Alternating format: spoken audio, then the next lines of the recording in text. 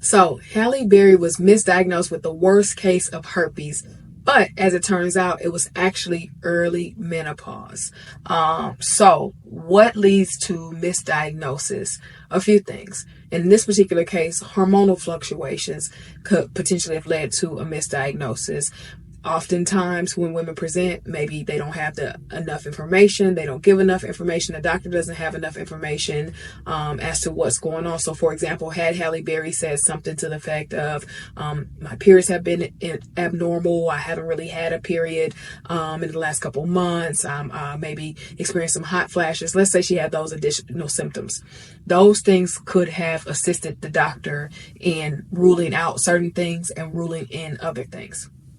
Also, at times, depending on age, and also, once again, hormonal fluctuations, one disease could mirror another disease. So in herpes, for example, it's not always a bunch of what we refer to as ulcers or bleeding ulcers or painful ulcers. Sometimes it's what we call little fissures that look like skin separations. And so in addition to that, your vagina could be swollen if you have a bad case of herpes. So let's say due to lack of estrogen, because that's what happens in menopause, she doesn't have as much lubrication, so there's friction there. It's easy, the vagina gets thinner, so it's able to tear a little bit easier. And if someone is having intimacy, then it could lead to swelling. It can lead to tears, for example, which could look very similar to herpes.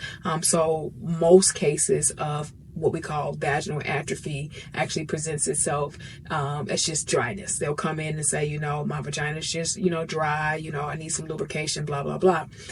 It's not often that people will come in with ulcers or tears, I should say, not necessarily ulcers, but tears. That in and of itself could look very similar to herpes and not necessarily like it's flat out menopause. So I would presume that this is the situation where there was not enough information given. It looked very atypical. Typically what we see is just thin vaginal walls, dryness, not necessarily tears. So in this particular case, I can see how the tears could mirror herpes, where we have actual fissures that can happen and look that way. But many things can lead to a misdiagnosis. And we can talk more about the symptoms of menopause, but in this particular case, let's talk about where the error lied. And it could very well have been the fact that there are at times there are one disease that looks very similar to another disease, and that's not uncommon across the board. It's not just in women's health, it's across the board. So if someone were to come in with bloody urine, for example, most people will think that they either have a bladder infection or a kidney stone, but it could be also cancer. So in this particular case, we may rule something out as, let's say they're young. We don't think young people are going to have bladder cancer, right? And when I say young, I mean, 20s, 30s. We say, okay, you just got a kidney stone, you probably don't drink that much water, which is very typical of someone in their 20s, That's not to judge 20-year-olds, but I'm just saying. So let's say that is the actual case. And we may just say this person has a kidney stone. We've done an ultrasound, blah, blah, blah, of the kidneys. We've done a urinalysis, which checks for your UTI. Let's say we've done these things. And it comes back as a stone or not as a stone.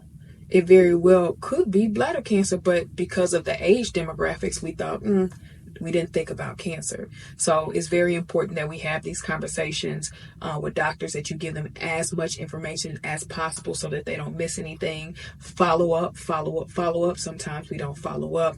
And I think it's important as a healthcare provider that we make sure people follow up.